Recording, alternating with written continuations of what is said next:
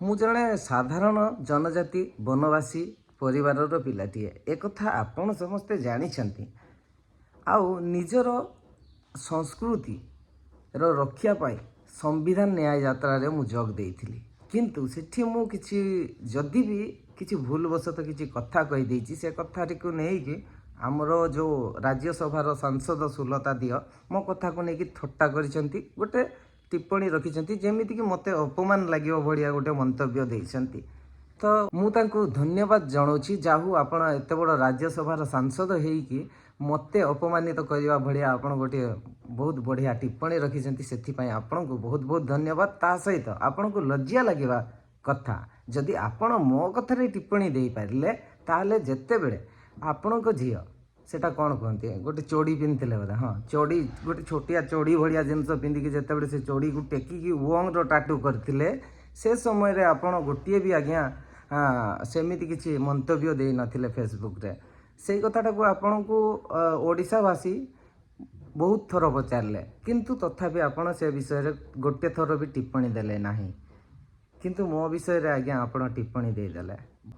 ଆପଣ ଯେଉଁ ମୋତେ ଅପମାନିତ କରିବା ଉଦ୍ଦେଶ୍ୟରେ ଯେଉଁ ପୋଷ୍ଟଟିକୁ କରିଛନ୍ତି, ସେଥିପାଇଁ ମୁଁ ମଧ୍ୟ ନେଇକି ଗୋଟିଏ ଆପଣଙ୍କୁ SC/ST ଆକ୍ଟରେ ପକାଇ ଦେଇପାରିବି। କିନ୍ତୁ ନାହିଁ, ମୁଁ ସେମିତି କରିବିନି। କାହିଁକି ନା SC/ST ଆକ୍ଟ ମୋତେ ମିଳିଛି ମୋ ସୁରକ୍ଷା ପାଇଁ, ଆପଣମାନଙ୍କୁ ହଇରାଣ କରିବା ପାଇଁ ନୁହଁ। ଦେଖନ୍ତୁ, SC/ST ଆକ୍ଟ ମିଳିଛି ଦଳିତମାନଙ୍କ ସମ୍ମାନ ପାଇଁ, ତାଙ୍କ ରକ୍ଷା ପାଇଁ। ତାମାନେ ଏଇଆ ନୁହଁ ଯେ ଆମେ ତା'ର ଦୁର୍ବ୍ୟବହାର କରିବୁ। ଯେମିତିକି ଆଜି କିଛି ଲୋକ ଅଛନ୍ତି ଯେଉଁମାନେ କି ତା'ର ଫାଇଦା ଉଠେଇକି SC/ST ଆକ୍ଟକୁ ଦେଖେଇ ସବର୍ଣ୍ଣ ଲୋକଙ୍କୁ ଡରେଇବା ପାଇଁ ଚେଷ୍ଟା କରୁଛନ୍ତି। ମୁଁ ଗୋଟିଏ କଥା ସମସ୍ତ ଜନଜାତି ଭାଇମାନଙ୍କୁ ମୁଁ କହିବାକୁ ଚାହୁଁଛି, ଦେଖନ୍ତୁ, ଆମେ ତା'ର ସଦୁପଯୋଗ କରିବା। ସେଇଥିପାଇଁ ଆମକୁ ସରକାର ବା ସମ୍ବିଧାନ ସେ ନିୟମଟି ଦେଇଛନ୍ତି। ତା'ର ଦୁର୍ବ୍ୟବହାର କଲେ କେମିତି ହେବ ଆଜ୍ଞା? ଏଇଟା ତ ଭୁଲ ନା।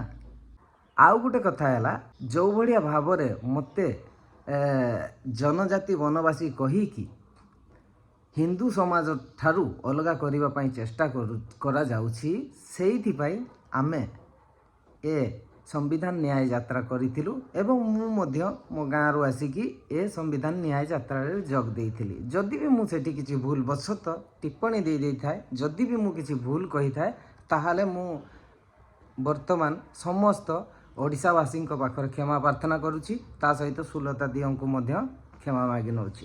ଧନ୍ୟବାଦ। ଜୟ ଜଗନ୍ନାଥ।